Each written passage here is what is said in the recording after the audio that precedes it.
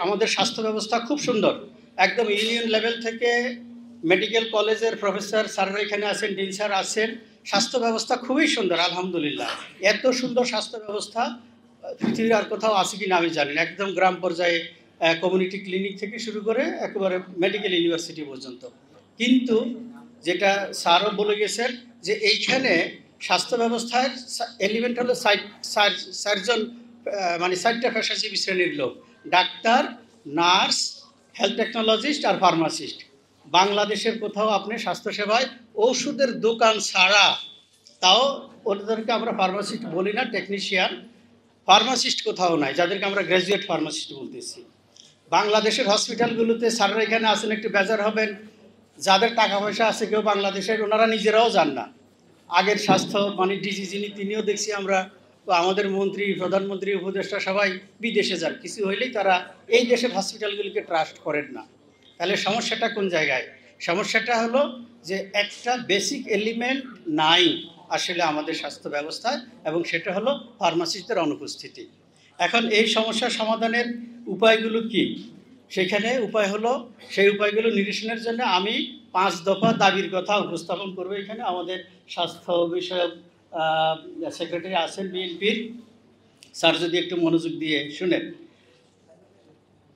পদোন্নতির সকল সুযোগ, 1 নাম্বার, পদোন্নতির সকল সুবিধা সহ ফার্মেসিকে ক্যাডার সার্ভিস হিসেবে ঘোষণা করতে হবে, এবং বাংলাদেশ পাবলিক সার্ভিস কমিশনকে এটা করতে হবে।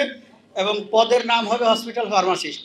তারা ডাক্তারদের সাথে, নার্সদের সাথে, অন্য টেকনোলজিদের সাথে হসপিটালগুলোতে কাজ করবেন, এবং 9ম গ্রেডের সরকারি গেজেটেড কর্মকর্তা হিসেবে। 2 নাম্বার, সকল হসপিটালগুলোতে বিশেষ করে হসপিটাল এবং ক্লিনিক্যাল ফার্মেসি চালু করতে হবে।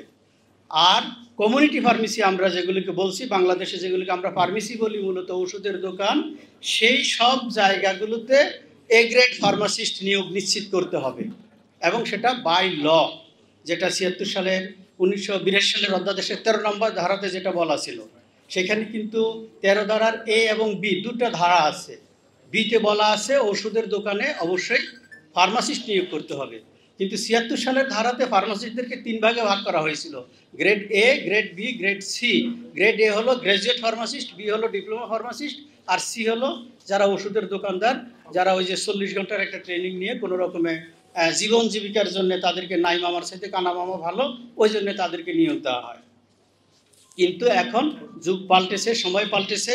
এখন সময় এসেছে, যদি স্বাস্থ্যসেবা খাতকে মানুষের দাঁড়গোড়ায় নিতে হয়, ভালো স্বাস্থ্যসেবা পেতে হয়, তাহলে ওই জায়গাগুলোতে, আই মিন ওষুধের দোকান, ক্লিনিক্যাল ফার্মেসি, হসপিটাল ফার্মেসি, এখানে ফার্মাসিস্টদেরকে নিয়োগ দিতে হবে। 3 নাম্বার, হসপিটাল পরিচালনার ক্ষেত্রে যে ড্রাগস এবং থেরাপিউটিক্স কমিটি আসছে, সেই জায়গাতে ফার্মাসিস্ট নিয়োগ দিতে হবে, এবং হসপিটাল পরিচালনায় ফার্মাসিস্টদেরকে সক্রিয়ভাবে অন্তর্ভুক্ত করতে হবে। 4 নাম্বার হলো যে সরকারি যে প্রতিষ্ঠানগুলো আছে, যেমন ঔষধ প্রশাসন, Bangladesh pharmacy council, Bangladesh army, bank, এইসব জায়গাতে ফার্মাসিস্ট নিয়োগ দিতে হবে।